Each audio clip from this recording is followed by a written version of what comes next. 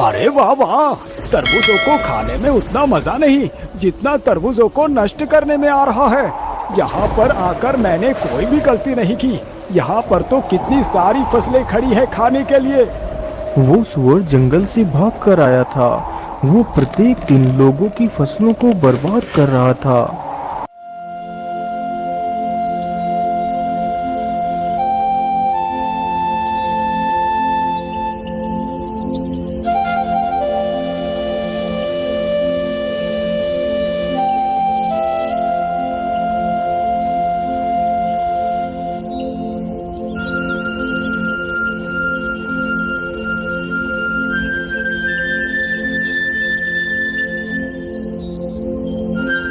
हे भगवान, ये क्या हो गया? मेरे खेत के तो सारे तरबूज उस दुष्ट सुअर ने बर्बाद कर दिए।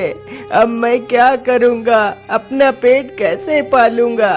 इन तरबूजों को बेचकर ही मैं अपना घर चला रहा था, परंतु उस दुष्ट ने मेरा सारा खेत बर्बाद कर दिया।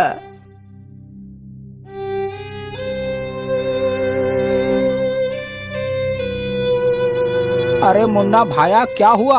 आप रो क्यों रहे हो? अरे मंगलू भाई, सब कुछ तो तुम्हारी आंखों के सामने ही है। उस दुष्ट सुअर ने मेरा सारा खेत बर्बाद कर दिया। मुन्ना किसान की यह बात सुनकर मंगलू थोड़ा सा सहम जाता है। हे भगवान, यदि वो दुष्ट सुअर यहाँ तक आ गया तो कहीं उसने मेरे खेत को भी तो नहीं बर्बाद कर दिया। चलो जल्दी से मैं अपने खेत पर चलकर देखता हूँ। इतना सोचकर मंगलू अपने खेतों की तरफ जाता है तो देखता है उसकी सारी फसल एकदम ठीक है। हे भगवान, तेरा लाख लाख शुक्र है जो मेरा फसल सुरक्षित है। लेकिन इसमें इतना ज्यादा खुशी होने की जरूरत नहीं। यदि कल ही वो सुअर यहाँ आकर मेरा भी खेत नष्ट कर दे तो मैं क्या करूँगा? अरे नहीं नहीं, मैं ऐसा करता हूँ, मैं आज से ही अपनी खेत की रखवाली करता हूँ। मैं आज रात यहीं पर रुकूंगा। रात होते ही मंगलू एक चारपाई पर बैठकर अपने खेत की रखवाली करने लगता है। उधर वह दुष्ट सुअर फिर से भोजन की तलाश में घूमने लगता है।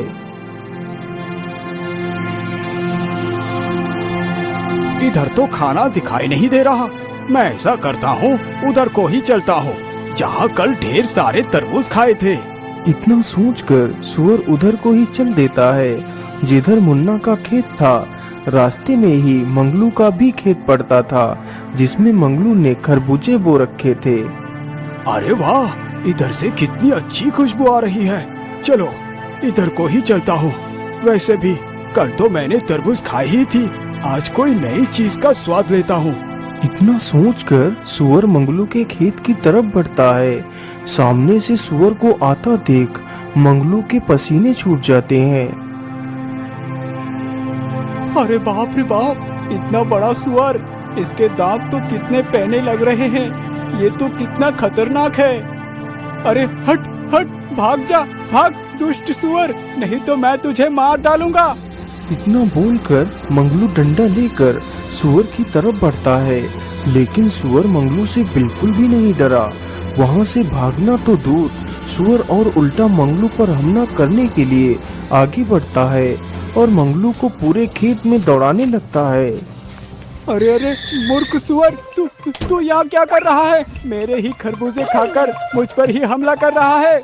मुझे लगता है ये सुअर पागल हो गया है। अरे भागो!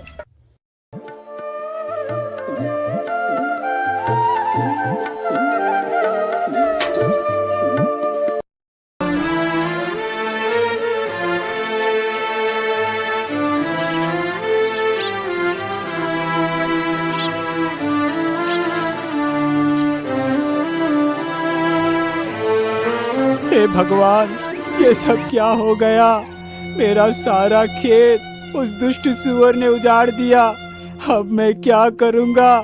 मैं इस दुष्ट को जिंदा नहीं छोड़ूंगा। अरे मंगलू भाई, उस दुष्ट सुअर का तो आतंक बढ़ता ही जा रहा है। लेकिन मुन्ना भाया, आखिर हम उस दुष्ट जानवर का कर भी क्या सकते हैं? अरे भाई, आप मेरी सलाह मानो तो हमें महाराज के पास चलना चाहिए, वो हमारी मदद जरूर करेंगे। इतना सोचकर मंगलू और मुन्ना तथा गांव के कुछ लोग राजा के महल में पहुंचते हैं।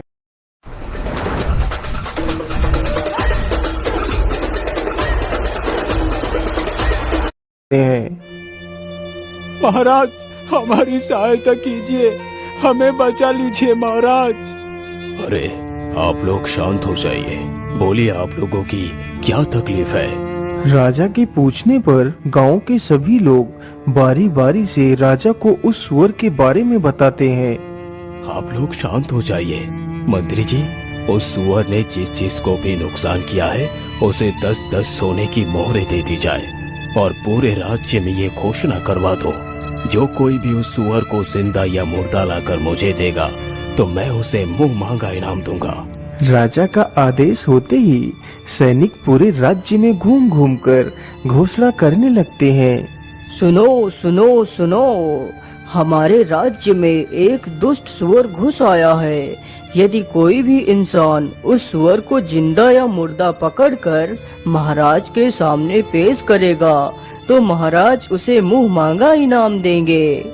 सुअर इतना ज्यादा खतरनाक था कि किसी की भी हिम्मत नहीं हुई कि उसे पकड़ने के लिए जाए और अपनी जान जोखिम में डाले।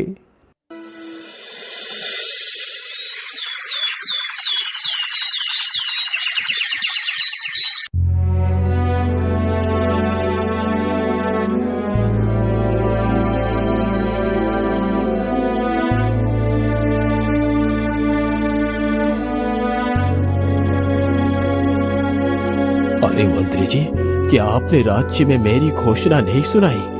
अभी तक कोई भी व्यक्ति उस सुअर को पकड़ने के लिए क्यों नहीं आया? महाराज, मुझे क्षमा कीजिए, लेकिन मैंने पूरे राज्य में यह घोषणा करवाई थी।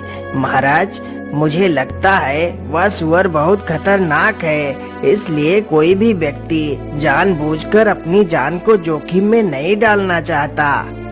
परंतु मंत्री जी, यदि ऐसा ही रहा तो वो सुअर हमारे पूरे राज्य का विनाश कर देगा।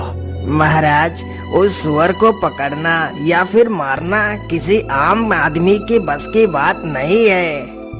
मंत्री जी, मुझे लगता है मुझे अपनी शर्त को बदलना होगा। इसीलिए मंत्री जी, तुम जाओ और पूरे राज्य में ये घोषणा कर दो, यदि कोई भी मुझे उस सुअर को जिंदा या मुर्दा पकड़ कर देगा तो मैं उसे अपना आधा राज्य तथा अपनी राजकुमारी की विवाह भी उसी वीर के साथ करवा दूंगा। सुनो सुनो सुनो, राजा ने अपनी शर्त बदल दी है।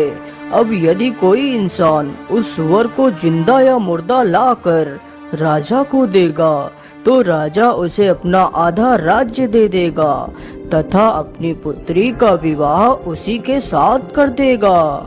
सैनिक पूरे राज्य में यह घोषणा करते हैं। उन सैनिकों की बात दो भाई चुपचाप खड़े होकर सुन रहे थे। बड़े भाई का नाम राकेश तथा छोटे भाई का नाम भोला था। राकेश बड़े ही कुटिल स्वभाव का था, जबकि भोला तो मानो भोला ही था। वह दोनों बहुत ही गरीब थे। अरे भोला, क्या तुमने भी वही सुना जो मैंने सुना है? हाँ भैया, आपने एकदम ठीक ही सुना है।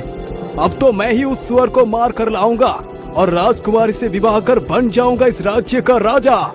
इसीलिए मैं तो चला महाराज के पास। इतना कहकर राकेश वहां से चला जाता है और भोला भी अपने घर की तरफ चला जाता है।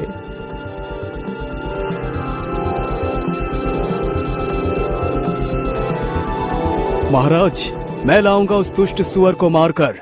राजकुमारी से तो सिर्फ मैं ही विवाह करूंगा। आप विवाह की तैयारी कीजिए महाराज, मैं जल्द ही वापस आऊंगा। इतना बोलकर राकेश जंगलों की तरफ चला जाता है। उधर उसका छोटा भाई भोला अपने बीमार पिता को सारी बात बताता है। पिताजी, इसके अलावा हमारे पास और कोई दूसरा रास्ता नहीं। ऐसे तिल तिल मरने से अच्छा है कि कोई वीरता भरा कार्य करता हुआ मर जाऊं। पुत्र, तुम ऐसा क्यों बोल रहे हो? तुम अपने आप को ही क्यों कोसते रहते हो? पिताजी, और मैं क्या करूं? एक बेटा होने का मैं कोई भी फर्ज नहीं निभा पा रहा। यदि मैं आपका दवाई भी नहीं ला पा रहा तो मैं कैसा बेटा हूं पिताजी?